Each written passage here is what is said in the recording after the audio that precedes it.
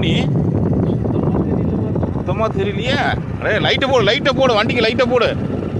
Right போடு போதும். ஏன்னா நான் வரேன் அந்த பக்கம் தெரியணும்ல. காட்டுக்குள்ளே பாரு உங்க ஒன்றுமே தெரியல. அண்ணன் மாடு பிடிச்சிட்டு போகிறது தெரியவே இல்லை. இப்போ கிட்ட போய் எவ்வளோ தூரத்தில் போகுதுன்னு தெரியல. வர அண்ணன்.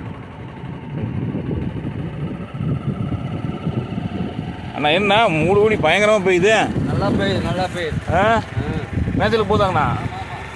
குட்டி பனிக்குள்ள எங்கே கிளம்பிட்டே? தோட்டத்துக்கா கிளக்கியா? ஆமாங்கண்ணா. ஏதா பனி பாரு பயங்கர பனி. புகையேற மாதிரி இருக்குது. அண்ணா ஆமாம், காலையில் நேரமே இல்லை. வெடிஞ்சதுக்கு அப்புறம் ஒரு 6:30க்கு மேலே தான் இந்த பனி. அதுக்கு முன்னாடி இல்லை. காலையில் நேரமே இல்லை. நேரமே இல்லை. இன்னைக்கு நான் வாக்கிங் இல்லையா, அதனால தெரியல.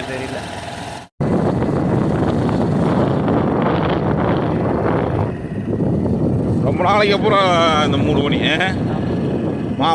மாறுகளில் எப்போவுமே 3 மணி அதிகமாக இருக்குது தம்பி. ஆனால் நைட்டு எனக்கு கொஞ்சம் துப்புசம் நினச்சியா. அந்த பக்கம் கழிப்படத்தில் போயிருந்தேன் வீடியோ எடுக்க உங்களுக்கு.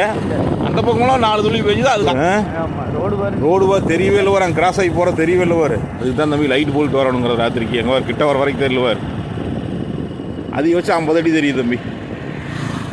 பனி எப்பவுமே இந்த 3 மணி நம்ம ஏரியாவில் பார்த்தீங்கன்னா எப்பவுமே அந்த காத்தால வெடிக்கால ஒரு 5:30 6 மணிக்கு மேலே பெயர்க்காரு. முடிஞ்சதுன்னா தெலுவா நீ தெலுவ ஆரம்பிச்சிருவாங்க. நீங்கள் சீர் மட்ட சீர் கண்டிப்பாக அப்படியே கேட்டு பாரு சேர்த்துல திருன்னு அப்படியே லேசா ஈரப்பதம் இருக்குது பார்த்தியா. என்ன வெங்கடாசன் என்ன குளிர் காயிறாரு. இனிமே குளிர் காயிறீங்களா? அடாடாடாடா பனிக்கு இந்த தீ வெப்பத்துக்கு அதுக்கு அருமையாக இருக்குது. போங்க இன்னைக்கு வாக்கிங் போகல, வெளியே வந்து கடைக்கு போகலான்னு வந்து பையெடுத்து வந்த பயங்கரமான பனி. எப்படி 3 மணி ஜம்முடுது இல்லைங்க. சூப்பர்.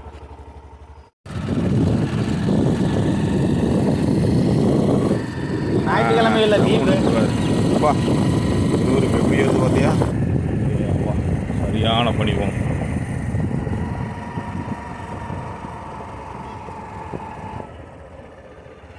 அண்ணன் நாட்டு இருக்குது. ஏன்னா பனிலே என்னதுலேயே வந்துட்டிங்களா? ஃபுல்லாக போட்டுக்கிறீங்க. வரையில் எவ்வளோ பனி பெஞ்சுதா? இப்போ வெடிஞ்சதுக்கப்புறம் தான் பனி. ஏன்னா 3 மணி இப்போத்தான் 3 மணி அப்படி விறுவிறுன்னு மூக்கில் இருக்குதுன்னு